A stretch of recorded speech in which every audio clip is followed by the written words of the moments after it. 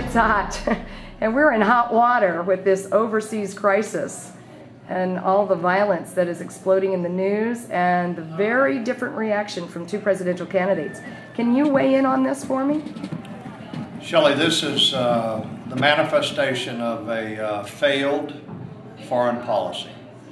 The idea that we could, the most powerful man in the world could go to the Middle East and to Islamic countries and apologize for America, call America arrogant, and essentially try to appease people that are operating on a theology that is 1,400 years old that says that they are supposed to hate us. They are supposed to want to either subjugate us or kill us. And now what you're seeing is you're seeing exactly what many of us predicted, which is ultimately these people that we were so quick to go and apologize to try to appease, that we were quick to give money to and support to, including U.S. military support. We said it will come to the point where they will turn on us. Now their true colors have come out. They've turned on us. We are seeing what they really are, not what they say they are, but we're seeing what they really are. And this is a failure of our current U.S. policy towards North Africa and the Middle East. And has our current administration been sufficiently warned about this? Well, first of all, the answer is yes. Secondly, there were lots of people that tried to give a more in-depth warning of who these people are, what they believe, what motivates them, and the administration didn't want to hear that. Now, the administration got enough intelligence through our normal intelligence services to know that there was something coming to coincide with 9/11, to coincide with the killing of Abu Yahya al-Libi, as well as the anniversary of the killing of Osama bin Laden. This all came together in intelligence, but I must say, if you look at the results, it was ignored. Nothing was done. How could you possibly put an ambassador and a diplomatic team into a place like Libya without a robust marine security force? I mean, a place that is, not only has it just come through a civil war, but it's still in chaos. There's factional fighting there. They're killing each other. They're doing the same thing in Egypt, for that matter. But we put an ambassador in there and we don't give him a strong protection.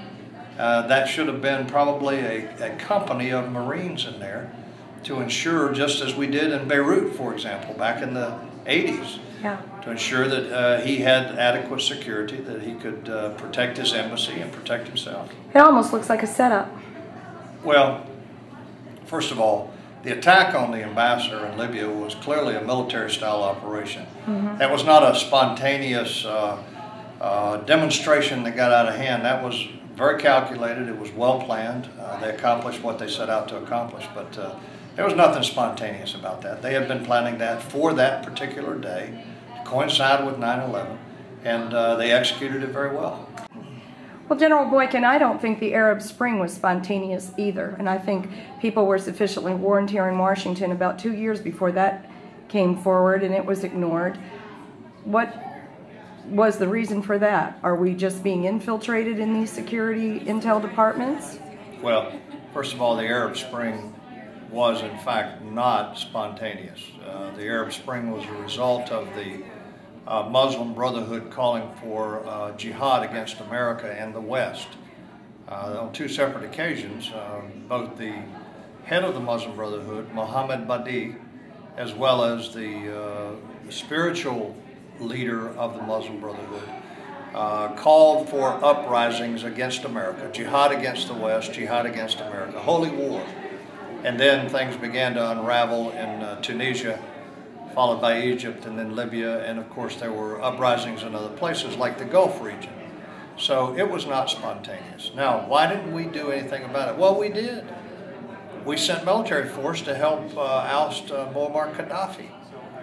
We used our diplomatic influence and our money to try and oust Hosni Mubarak. And so we have done something about it. The point is that we have facilitated and supported a takeover by the Muslim Brotherhood in these countries. And now the media can no longer deny that. Now even the media has recognized and acknowledged that the very people in Egypt who said we won't run for president are now the dominant power. They hold the presidency, but now they've changed the narrative. Now the Muslim Brotherhood, well, they're not bad guys. So every time the situation changes and it looks bad for the administration, we just change the dialogue. Now the Muslim Brotherhood, they can be our friends. And by the way, we just gave them over $1 billion. And we've got the head of the Muslim Brotherhood, Mohammed Morsi, who is coming here for a state visit. No doubt he will get more money from the United States at the same time that they are assaulting our embassy and intimidating our diplomats. And it's incredible. We are facilitating this kind of thing with a very bad foreign policy. Now, are we connected with the Arab League? Are our boots on the ground over there connected? I had heard rumors that that was a possibility, but never heard any more in the news about it. Well, I don't know what's there. And, you know, a lot of times you have, when you say boots on the ground, do we have U.S. military there? No, I do not think so. Do we have some government employees, some CIA people under some covert action program? I don't know. I don't know enough about what's going on with regards to that. I thought it was very interesting that President Obama went to the United Nations instead of to Congress. I think he Congress off for about 9 days to declare this war on Omar Gaddafi. And I know in the United Nations there's a document that the OIC had a lot to do with. It's probably about the only document on the face of the earth that would make it valid to attack an Islamic figurehead. Can you talk about that? Well, you know, first of all, that stuff is only valid when you abide by it. That's the first thing you need to understand. Listen, this situation in Libya, I want you to think about this. Europeans have been downsizing their military for 4 decades. They're a socialist continent. They spend their money on their social programs, which, by the way, is now collapsing. Now, when things erupted in Libya and the oil that goes to Europe was threatened, see, only 5% of that oil goes to America out of Libya. The rest of it goes primarily to Europe. When their oil flow was threatened, they then needed robust military capabilities, which they did not have. So they went to the United Nations and asked for a no-fly zone, which had to be flown by a military that was capable of doing so. The United Nations approved it. Then they turned and said, would you have the Americans fly it? Our president responded to an international request for the use of the U.S. military. Our sons and daughters, our reputation as a nation was put on the line. He responded and provided the resources for a no-fly zone without telling our Congress, without giving us, we the people, the government, the true government of the United States, an opportunity to be represented in the decision that was made. And then at the end of 90 days, when the War Powers Act says that the president has to either withdraw the forces or get congressional approval, our president determined that the War Powers Act, which has been on the books since Richard Nixon, was unconstitutional and ignored it and continued the war against Muammar Gaddafi. I find that not only just an incredible abuse of power, but I find it an erosion of our Constitution, a degradation of our Constitution. Seems like an impeachable act to me. I never heard any discussion of impeachment. Now, I know that you were going to speak at West Point Academy, and there was a big hubbub about that. Can you comment briefly on that? Well, I was supposed to be there to speak on the issue of faith among military leaders, and then to do a separate Christian prayer dinner and prayer breakfast. But my primary focus was faith. I was not there to preach a sermon nor to talk exclusively about the Christian faith. I was there to talk about how leaders use faith. The Council of American Islamic Relations, along with 2 or 3 atheist organizations, protested. And the leadership at West Point decided that it was just too much pressure and they asked me to withdraw from the speaking engagement there. And after some discussion with them, I agreed to do so to try and save them some embarrassment. We were so heartbroken because we were praying for you. We were so glad that you were going to do that.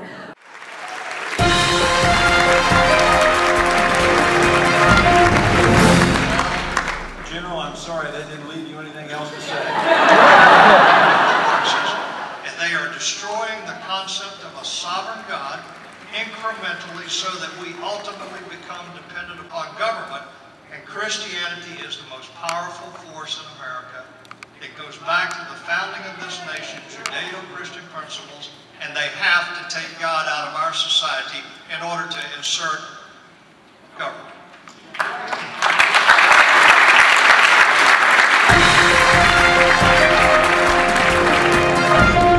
My fourth grade grandfather was the brigadier general over the War of 1812 city of Philadelphia, and he guarded the ports.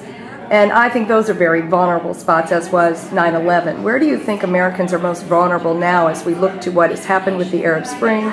We see the pattern of indigenous infiltration here in our intel departments and other areas of the United States government. Where do you think Americans should be looking to concern for our most vulnerable areas? Well, I think that where we're most vulnerable is our own ignorance, our own unwillingness to face the realities of the threats that we're against. You see, I speak openly about the dangers of the Muslim Brotherhood in America. I don't criticize Muslims. That's not my issue. My issue is that any Muslim that wants to worship according to the 5 pillars of Islam should be allowed to do so. But it's the Muslim Brotherhood in America that is the only voice for the Muslim community in America, because the Muslims are intimidated by those who want to bring Sharia, Islamic law, to America. They want to destroy the Constitution and replace it with Sharia. And the very organizations that have been declared by our Justice Department in 2008 as unindicted co-conspirators in the largest terror financing trial in the history of America, those very organizations are still credible and influential with our government. The fact of the matter is, we are giving this country to the Muslim Brotherhood. We're handing it over on a silver platter because we don't want to hear the truth, we don't want to deal with the truth, and the leadership in this country does not have the backbone to stand up to these organizations. And when they try, when someone like Michelle Bachmann, a great member of Congress, stands up and tries to tell people just how dangerous the Muslim Brotherhood is in America, she gets criticized by her own political party. She has other Republicans that are criticizing her for trying to warn Americans. You know, I don't want to be too spiritual about this, but the fact of the matter is, the Bible tells us that there will come a time when we will call good evil and evil good. And when we call the actions of the Muslim Brotherhood good, we're in that period that the Bible warns us about. And you know, I have seen a poster that has been hung in many mosques around America. It's a black and white poster of a Muslim husband and a Muslim wife with a burqa looking over a candle, and it says the FBI needs a few good men. I've never seen such a poster in a library, in a school, or a grocery store, a Christian church or synagogue. Seems like there's some kind of a campaign, you know, to pull them only because of a religious background, Muslim. It couldn't just be that. It's got to be this thing about Sharia. Well, here's a question. How many times have you heard anyone in a position of authority in our government stand up and make a strong emotional statement about the plight of Christians around the world? Never. And condemn the abuse and the murder of Christians around the world? But you let somebody publish a cartoon of the Prophet Muhammad, and our leading officials in this country will stand up and condemn it. A private citizen, someone that has nothing to do with the United States government, but they will be condemned. I'm condemned all the time for saying that the Muslim Brotherhood has no First Amendment protection in trying to destroy our Constitution. I'm calling Islamophobe. But you let that same thing happen with regards to Islam or to the Prophet Muhammad, and it's immediately condemned by the highest levels of our government. And the United Nations is passing all kinds of ordinances. Now, George Washington, in his parting words to Hamilton, warned him, in a nutshell, do not re-engage yourselves with European powers, European economics, be careful of European diplomacy. The message seemed to be loud and clear. We've won this battle fair and square. God has provided abundant resources, and we are able to make it on our own in this nation, and we did. And now it seems like much of our problem is related to this Arab oil money and the way that it influences the markets and the political dynasties, even on a bipartisan level, that have grown up around it. Now, Mitt Romney is talking about turning us back to independent energy sources. I was told by Hayseed Stevens that ran USA Engergy at a board meeting in Dallas a few years ago with the retired head of Exxon's research, Mobil's research, exploration teams, that there was enough oil here in the United States to last till Jesus comes back. And the biggest thermal glut of oil, even larger than the Dead Sea, is right under the Salt Sea. If he were to turn the tide backwards and become more in league with Washington's sentiments, and we were to become independent in energy again, manufacturing, agriculture, and things that made us strong Americans, would this provoke a war with these people? Well, first of all, if we became energy independent, what you would see, I think, is you would see a completely changed landscape in the Middle East. I think that without our petrodollars, which is the largest transfer of wealth in the history of mankind, without our petrodollars, they would be scrambling to find new markets. Now, the Chinese is a growing market, and I realize that, but they would be scrambling to replace that, and you would see a big change in the landscape over there. Secondly, though, we need to become energy independent. We can drill at home, and we should be drilling at home. And we should make ourselves energy independent because it's important that we not be dependent upon Mideast oil. I think what that would do is it would give us a great deal of agility and flexibility. You know, we're talking in our new defense strategy about shifting our focus to the Pacific Rim. Good. You know, Eisenhower tried that, but he failed because we always wind up back in the Middle East. Why do we wind up in the Middle East? Because we're dependent upon Mideast oil. So the sooner we become energy independent, the better we're going to be, not only financially, not only for our own economy, but because of our foreign policy. It's going to make it a whole lot simpler for the U.S. I'm not an isolationist. I think we've got to maintain influence in the geopolitical affairs around the globe. I think we have to be part of the global economy, but I don't think that transferring that much of American wealth for energy to the Middle East in any way is ever going to give us flexibility or agility or the ability to break our ties. Well, if we were using our own resources, we could quickly pay down these trillions of dollars of debt. As long as our roughnecks and our inner port transportation companies were not related to or owned by members of the OIC, right, Organization of Islamic Conference, or other Saudi oil moguls and so forth, right, and so on. Now, this current president decided not to speak to Benjamin Netanyahu, the Prime Minister of Israel, in this horrific crisis, which to me sounded like he just added the final boo to what went on in the DNC floor, to boo God and boo Jerusalem. What should Mitt Romney do? How should he conduct our affairs with Israel if he becomes president? And I actually said to Mitt Romney that the statements he made when he was in Jerusalem, by recognizing Jerusalem as the capital of Israel, by saying that we have a moral obligation to stop Iran from getting a nuclear weapon to destroy Israel, and that our highest national security priority should be to stop Iran so that they can't destroy Israel. I told him that those are the kinds of statements that will help people like me who are evangelical Christians really get in behind you and support you. Mitt Romney has got to stand with Israel.